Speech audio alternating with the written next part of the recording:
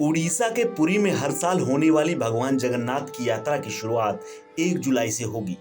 इस यात्रा में हर साल हजारों की संख्या में लोग भाग लेते हैं। माना जाता है कि पुरी की रथ यात्रा का रथ खींचने से मनुष्य के सभी पापों का नाश हो जाता है, मनुष्य को मोक्ष की प्राप्ति होती है।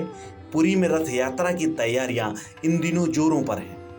लेकिन क्या आप जानते हैं कि रथ यात्रा से पहले प्रभु जगन्नाथ 15 दिन के लिए बीमार पड़ जाते हैं और एकांतवास में चले जाते हैं। आखिर भगवान जगन्नाथ क्यों बीमार पड़ते हैं, आइए आपको बताते हैं। दरअसल इसके पीछे एक विशेष कारण है। कहा जाता है कि आदिकाल में प्रभु जगन्नाथ जी के एक परम भक्त थे माधवदास, जिन्होंने बचपन से ही काफी दुख झेला था। उनके माता पिता का बचपन में ही स्वर्गवास हो गया था। वो अपने भाइयों के साथ जीवन व्यतीत करते थे, साथ ही प्रभु की आराधना में लीन हो जाते थे। दिन भर उनकी पूजा किया करते थे। एक दिन उनके भाई ने उनके सामने विवाह करने का प्रस्ताव रखा, जिसको माधव ने मान लिया।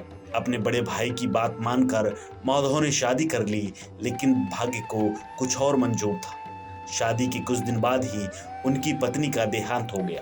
काल के इस क्रूर प्रहार को वो सहने की कोशिश कर ही रहे थे कि एक प्राकृतिक आपदा में उनके भाई को ही ले लिया, जिसके बाद माधवदास अत्यंत दुखी होकर पुरी आ गए और खुद को प्रभु जगन्नाथ की सेवा में लगा दिया। वो दिन भर बिना थके हुए मंदिर में पूजा करते। उनकी निस्वार्थ सेवा का ये असर हुआ कि प्रभु बहुत ज्यादा खुश हुए, लेकिन अत्यधिक कार्य से दुर्बल शरीर होने से वो बीमार पड़ गए। मंदिर के बहुत सारे सेवक थे जिन्होंने माधवदास की मदद करनी चाहिए, लेकिन माधवदास ने मना कर दिया और बीमार हालत में प्रभु की सेवा करते रहे। और एक दिन उनकी स्थिति ऐसी बिगड़ी कि वो मूर्छित होकर गिर गए। तब प्रभु जगन्नाथ सेवक का रूप धरकर प्रकट हुए और वो माधवदास की सेवा करने लगे, जिससे कुछ ही दिनों में माधवदास ठीक हो गए। लेकिन उन्हें एहसास हो गया कि उनका सेवक कोई और नहीं बल्कि स्वयं जगन्नाथ प्रभु हैं। वो उनके चरणों पर गिर पड़े और प्रभु से माफी मांगी, जिस पर प्रभु ने कहा कि अरे तुम बीमार थे और इसमें मैंने सेवा कर दी, तो तुम माफी क्यों मांग रहे हो। इस पर माधवदास ने कहा कि भक्त प्रभु की सेवा करते हैं, प्रभु नहीं। जिसे सुनने के बाद प्रभु जगन्नाथ ने माधवदास को गले लगा लिया। इसके बाद माधवदास ने प्रभु से पूछा कि हे ईश्वर, आप तो सर्वशक्तिमान हैं, आप चाहते तो मुझे एक पल में ठीक कर सकते थे, लेकिन आपने मेरी सेवा क्यों की।